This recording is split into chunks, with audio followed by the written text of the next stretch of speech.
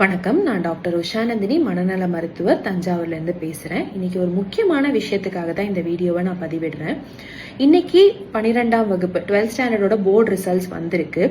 இந்த ரிசல்ட்ஸுக்கு நம்ம எவ்வளோ இம்பார்ட்டன்ஸ் கொடுக்குறோம். ஊர் உலகத்துல எல்லாரும் கூப்பிட்டு ரிசல்ட் என்னாச்சுன்னு கேட்கறது எவ்வளோ ஒரு ஸ்டூடெண்ட்டுக்கு அழுத்தத்தை கொடுக்குது அப்படின்னா, இன்னைக்கு ரிசல்ட்டை நினைச்சு கவலைப்பட்டு பதட்டப்பட்டு பயந்து நம்ம ஃபெயில் ஆயிட்டோம்னா என்ன ஆகுறதுன்னு பயந்து ஒரு பொண்ணு சூசைட் பண்ணி இறந்துட்டாங்க. அந்த அளவுக்கு அந்த பதட்டம் உச்சபட்சத்துல இருக்கு.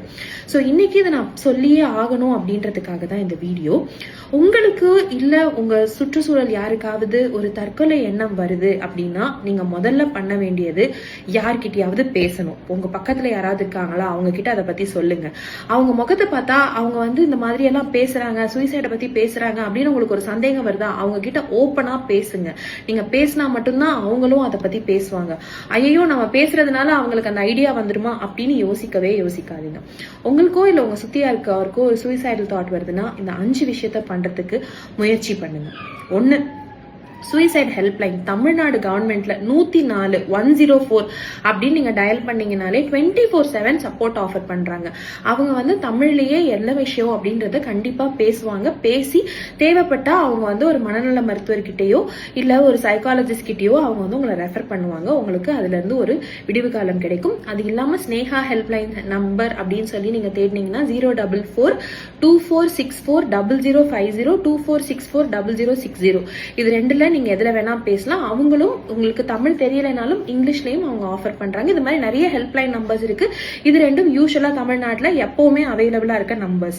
அது போக நம்ம இன்னும் எல்லாத்தையும் ட்ரை பண்ணல, நம்ம ஏன் ஒருத்தவங்ககிட்ட பேசி பார்க்க கூடாது, நம்ம ஏன் இதெல்லாம் ட்ரை பண்ணக்கூடாது அப்படின்னு யோசிங்க. அது போக வாழ்க்கையில ஃபெயிலியர்ன்றது ஒரு பகுதி தான், வாழ்க்கையே ஃபெயிலியர் இல்லை அப்படின்னு உங்க மனசை மாத்திக்கிறதுக்கு முயற்சி பண்ணுங்க.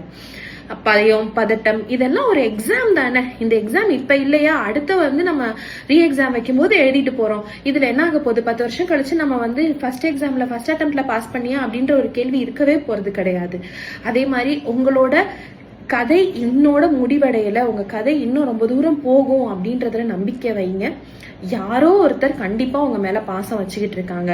உங்க அப்பா அம்மாவாகட்டும், உங்க டீச்சர் ஆகட்டும், இல்ல உங்க கூட பிறந்தவங்க ஃப்ரெண்ட்ஸ் ஆகட்டும். நிறைய பேர் அதை ஓப்பனா சொல்றது இல்லை, ஆனா கண்டிப்பா பாசம் வச்சுக்கிட்டு இருக்காங்க. அதை நீங்க உணர்ந்து செயல்படுங்க. ஸோ இந்த விஷயங்கள் எல்லாம் யாராவது ஒரு மனநலம் பாதிச்சு இல்ல ஒரு சூசைடல் தாட்டோட ஒரு பதட்டத்தோட இருக்காங்க, ஒரு 12th ரிசல்ட் வச்சு என்னடா இப்படி அப்படின்னு யோசிக்கிறாங்கன்னா அவங்க கூட இந்த வீடியோவை ஷேர் பண்ணுங்க. Thank you. This is doctor Usha Nandhini, psychiatrist from Thanjavur.